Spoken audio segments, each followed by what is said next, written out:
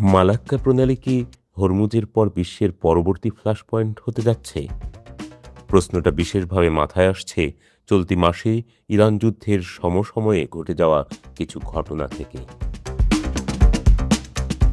ফেব্রুয়ারির শেষভাগ থেকে বিশ্বজুড়ে হরমুজ প্রণালী সংবাদ শিরোনামে আধিপত্য বিস্তার করে আসছে, যা চীনের বিরুদ্ধে মার্কিন যুক্তরাষ্ট্রের কৌশলগত ঘেরাও বা এনসার্কেলমেন্টের একটি পরিচিত প্যাটার্ন। সম্প্রতি ইন্দোনেশিয়ার অর্থমন্ত্রী মালাক্কা প্রণালী থেকে টোল আদায়ের কথা বলেছেন।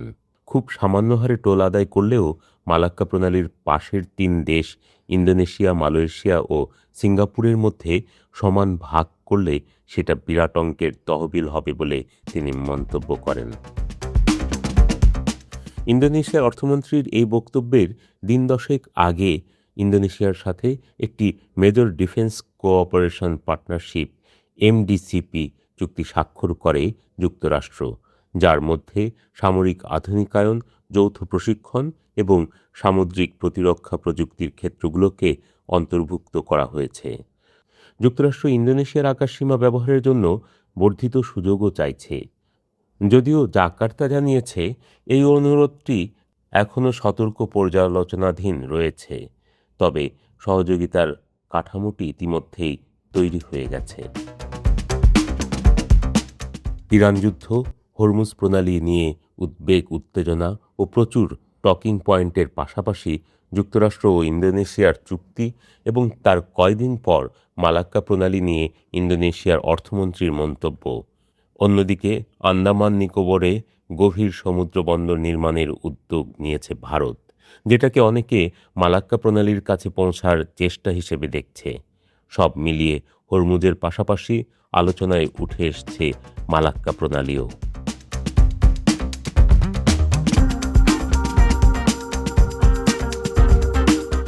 হরমুজ প্রণালীর বিকল্প খুঁজতে গিয়েই মালাক্কা প্রণালীর গুরুত্ব বিশেষভাবে উঠে আসছে। চীনের আমদানি করা তেলের ৭৫ থেকে ৮০% প্রতিদিন এই প্রণালী দিয়ে পরিবাহিত হয়। বিশ্বব্যাপী সমুদ্রপথের বাণিজ্যের ২৪% এই পথ দিয়ে পরিচালিত হয়। মালাক্কার সংকীর্ণতম অংশ ফিলিপস চ্যানেল মাত্র ২.৮ কিলোমিটার প্রশস্ত। হরমুজের মতো মালাক্কা প্রণালীর ক্ষেত্রেও পর্যাপ্ত কোনো বিকল্প পথ নেই। বিকল্প পথে ঘুরে গেলে অতিরিক্ত ১ থেকে ১,৫০০ নটিক্যাল মাইল দূরত্ব বা সমুদ্রে আরও ১০-১৫ দিন সময় বেশি লাগে।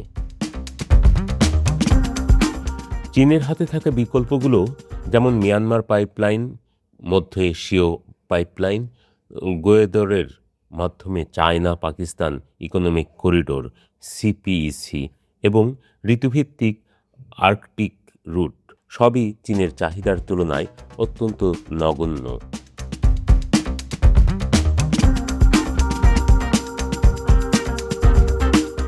এই প্রণালী নিয়ন্ত্রণে যুক্তরাষ্ট্রকে একটি গুলিও ছুঁড়তে হবে না। ফিলিপস চ্যানেলের কাছে নৌবাহিনীর উপস্থিতি এবং ইন্দোনেশীয় সামরিক স্থাপনায় প্রবেশাধিকার সরাসরি সংঘাত ছাড়াই অর্থনৈতিক চাপ বা ইকোনমিক কোয়ালিশন তৈরি করবে, ঠিক যেমনটা ইরান হরমুজের ক্ষেত্রে করেছে।